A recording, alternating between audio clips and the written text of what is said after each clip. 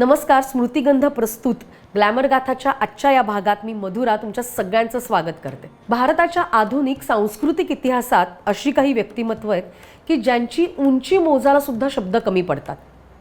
रवींद्रनाथ टागोर हे त्यापैकीच सर्वात मुख्य नाव. Reva diamonds from the house of P.N. Gadgil and sons प्रस्तुत ग्लॅमर गाथा.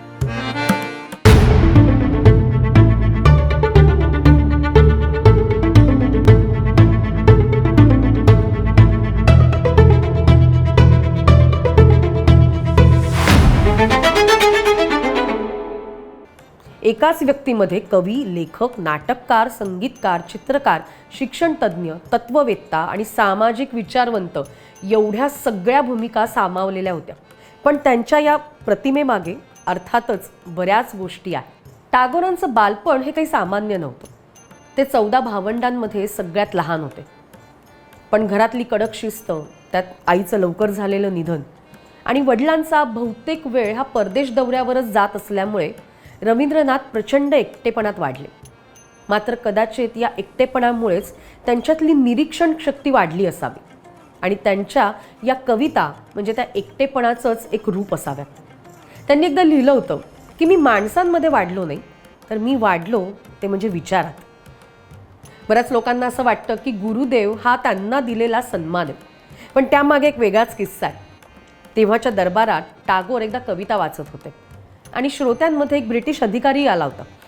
टागोरांच्या आवाजाची गंभीरता आणि त्यांच्या व्यक्तिमत्वाचा वजनदारपणा बघून तो अधिकारी नकळतपणे म्हणाला की this man speaks like a master, A true गुरु. आणि नंतरच गुरुदेव हे नाव त्यांना चिकटलं. टागोरांचं वैयक्तिक आयुष्य मात्र तसं सुखाचं नाही गेलं. पत्नी मृणालिनीच्या निधनानंतर ते पूर्णपणे खचले.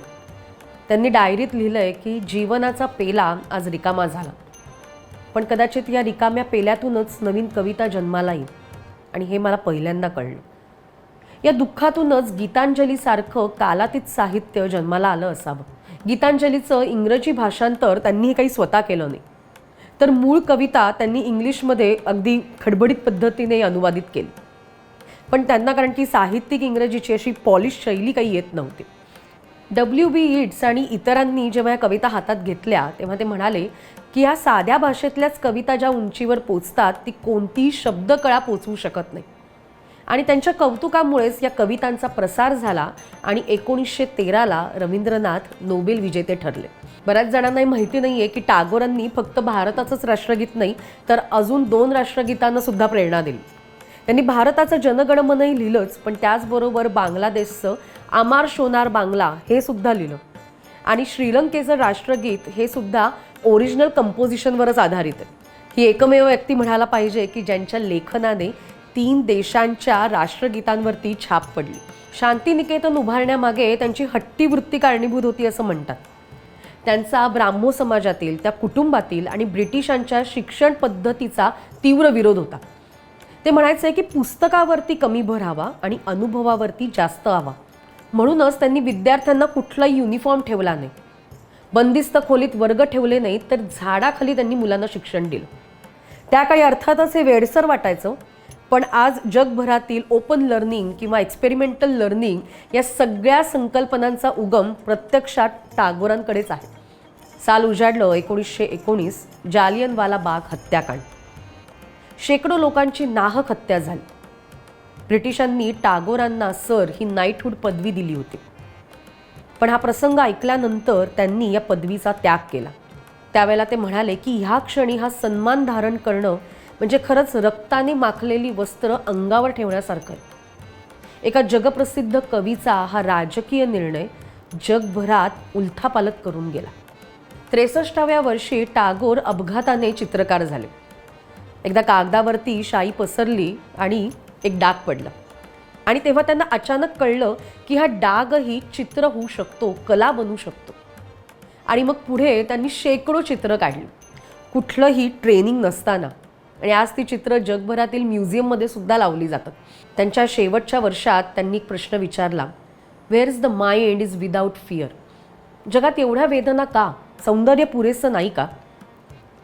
1941ला त्यांचं निधन झालं.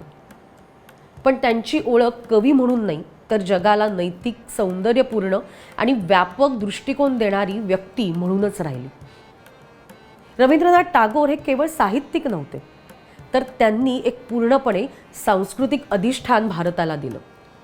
त्यांनी शिकवलं की अंध राष्ट्रवाद हा उपयोगाचा नाही, तर सर्जनशीलता, करुणा आणि मुक्त विचारसुद्धा असायलाच हवेत.